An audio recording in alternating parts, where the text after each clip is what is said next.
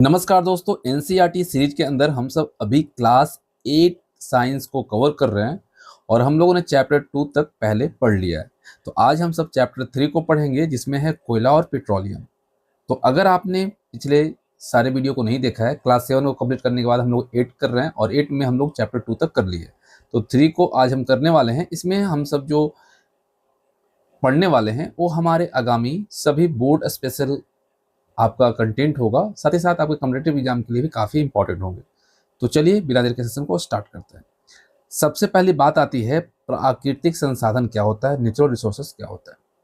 तो प्रकृति द्वारा प्रदान किए गए वे पदार्थ जो हमारी मूलभूत आवश्यकता है उसको पूरा करते हैं, उन्हें हम प्राकृतिक संसाधन कहते हैं, नेचुरल रिसोर्स कहते हैं। ये दो तरह के होते हैं, एक होता है अक्षय जो कि खत्म नहीं होता और एक होता है समाप्त होने वाला। तो कौन सा अक्षय संसाधन है पहले उसे हम जानते हैं। तो देखिए, अक्षय संसाधन जो है वो आपका असीमित भंडार है, असीमित भंडार है यानी कि अनलिमिटेड है, उसको आप उपयोग करके खत्म नहीं कर सकते, यानी कि मानवीय क्रियाओं से उसे समाप्त नहीं किया जा सकता। उदाहरण स्वरूप सौर ऊर्जा, वायु, जल, ये सभी पर्याप्त मात्रा में, इसको हम खत्म नहीं कर सकते हैं इस्तेमाल करके। तो ये आपका अक्षय संसाधन हो गया।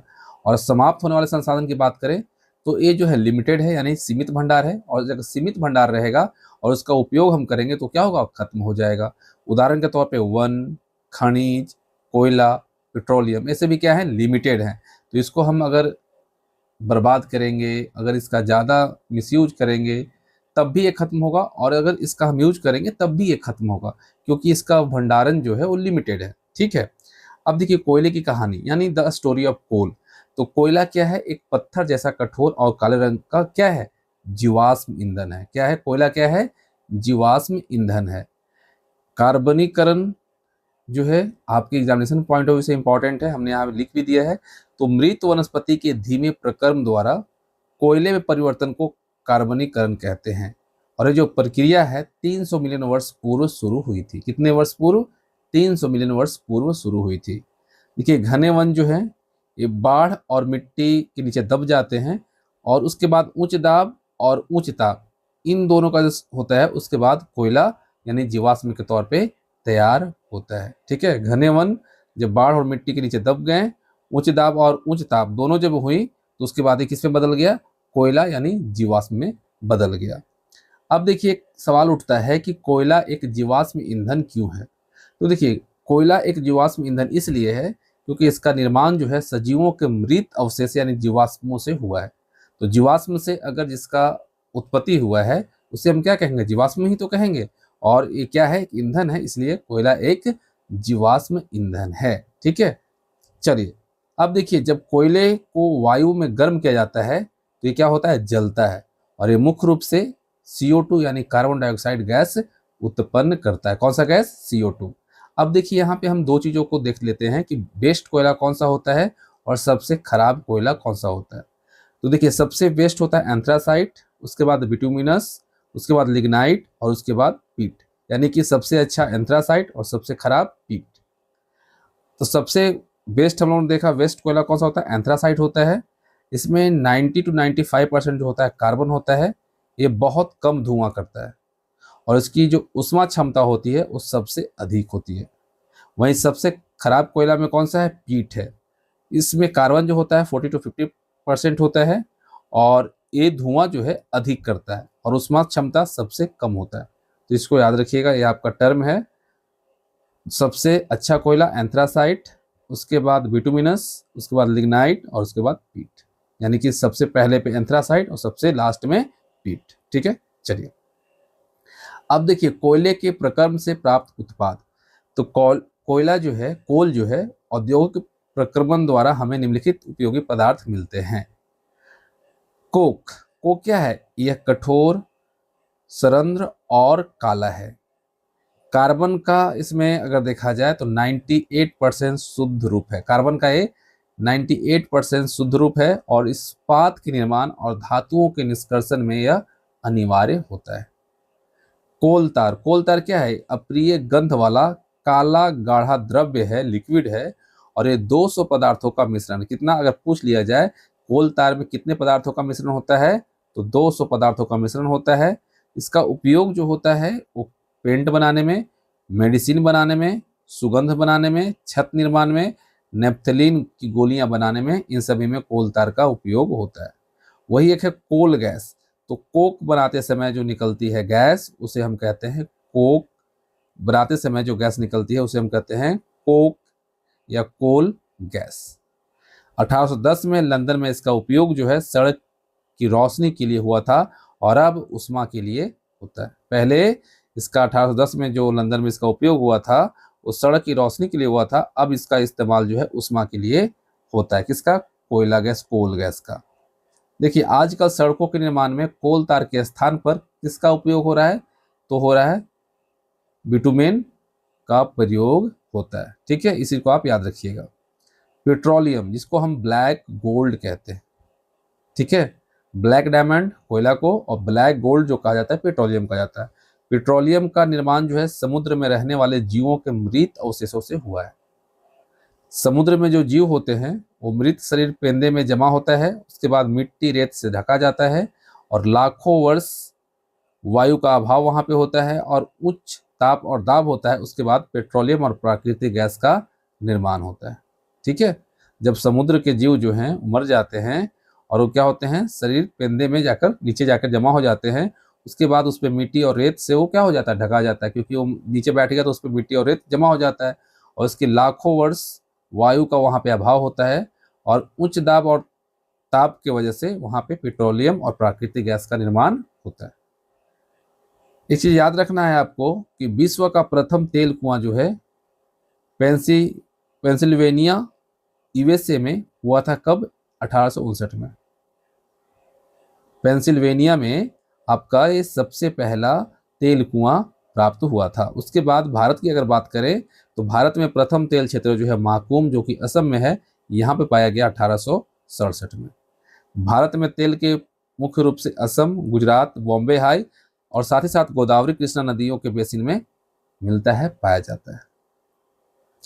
पेट्रोलियम रिफाइनिंग की अगर हम बात करें तो विभिन्न पदार्थों का इसमें जो मिश्रण होता है और इन घटकों को अलग करने की जो प्रक्रिया है उसे हम कहते हैं रिफाइनिंग यानी परिष्करण। ठीक है, परिष्करण जो है और रिफाइनिंग जो है हम किसे कहते हैं? तो पेट्रोलियम में विभिन्न पदार्थों का जो मिश्रण होता है उन घटकों को अलग करने की प्रक्रिया कहलाती है।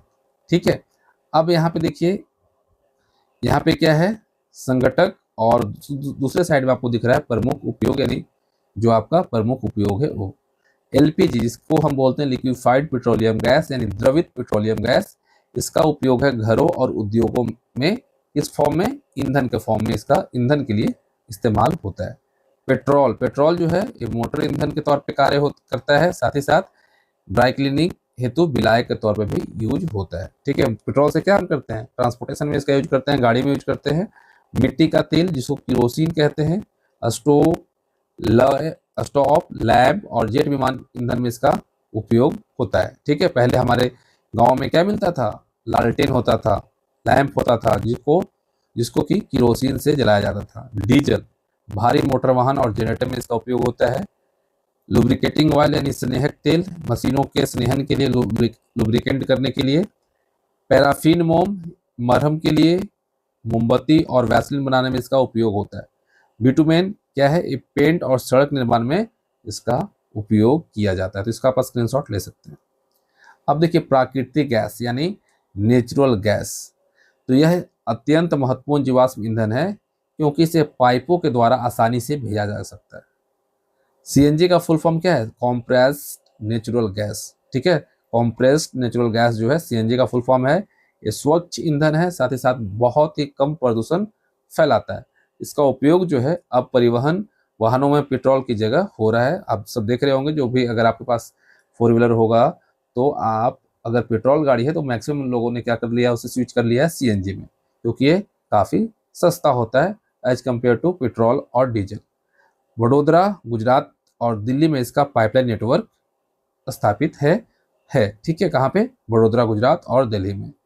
अब बात आती है पेट्रोकेमिकल्स की। देखिए पेट्रोकेमिकल्स जो है ये आपका पेट्रोलियम और प्राकृतिक गैस से प्राप्त होता है और इसका उपयोग जो है डिटर्जेंट यानी अपमार्जक, नायलॉन, पॉलिस्टर और पॉलीथीन निर्माण में किया जाता है। किसका? पेट्रोकेमिकल्स का। काला सोना किसको हम कहते हैं? ब्लैक गोल्ड पेट्रोलियम को। ठीक है, तो पेट्रोलियम के अत्यधिक व्यावसायिक महत्व और इससे प्राप्त होने वाले अनगिनत उत्पादों के कारण इसे काला सोना यानी कि ब्लैक गोल्ड कहा जाता है। क्लियर? अब देखिए हम बात करते हैं भारत में विद्युत की कमी। तो एनसीईआरटी के अनुसार अगर डेटा देखें 2004-10 की, तो इसमें 4-5 में 7.4%, 5-6 में 6.7, 6 से 7 में 7.1, 7-8 यानी कि 2007 से 2008 में 9.1, 8 से 9 में आपका 11.2 और 9-10 में आपका 10.2, यानी कि सबसे जो ज़्यादा हुआ कमी दर्ज जो की गई सर्वाधिक 11.2, ये आपका वर्ष 2009 में किया गया। 2009 में भारत में विद्युत की कमी सबसे ज़्यादा हुई थी। अब बात करते हैं प्राकृतिक संसाधन सीमित है, ऐसा क्यों? तो देखिए जीवाश्म ईंधन का जलना जो है एक ग्लोबल वार्मिंग यानी विश्व उष्णन, जिसको हम ग्लोबल वार्मिंग कहते हैं, इसका मुख्य कारण है। और इसका उपयोग तभी करें जब नितांत आवश्यक है, कि यानी कि एक्सट्रीमली आपका नेसेसरी हो तभी, अदरवाइज आप इसको अगर अवॉइड कर सकते हैं तो इसे अवॉइड ही करें। देखिए पीसीआरए के सुझाव अगर देखें तो फ्यूल सेविंग टिप्स कुछ दिए गए हैं, यानी पीसीआर मतलब पेट्रोलियम संरक्षण अनुसंधान संघ। ठीक है, इसके द्वारा कुछ निर्देश सुझाए गए हैं जिसे कि हम फ्यूल को बचा सकते हैं। सबसे पहले बताया गया कि गाड़ी मध्यम और समान गति से चलाएं, ट्रैफिक लाइट पर प्रतीक्षा करते समय इंजन बंद कर दें, टायरों का वायु दाब सही रखें, कम ना रहे। ठीक है, और गाड़ी का नियमित रख रखाव सुनिश्चित करें। इससे क्या है, आपका फ्यूल का बचत होगा। तो इसे याद रखिएगा कि कोक में लगभग 100% कार्बन होता है, ऐसे होता नहीं है। ठीक है, 98 तक होता है, लेकिन 100% कार्बन लगभग होता है। और सीएनजी जो है सबसे कम प्रदूषण फैलाता है, और सीएनजी का फुल फॉर्म क्या है? Compressed natural gas. तो ये चैप्टर कंप्लीट होता है। तो उम्मीद करता हूँ आप सबको पसंद भी आया होगा। तो कमेंट करके जरूर बताइएगा कि चैप्टर 3 आप सभी को समझ में आया या नहीं। अगर आया है तो थम्स अप एक जरूर कमेंट बॉक्स में फिट कीजिएगा। चलिए धन्यवाद, मिलते हैं नेक्स्ट वीडियो में।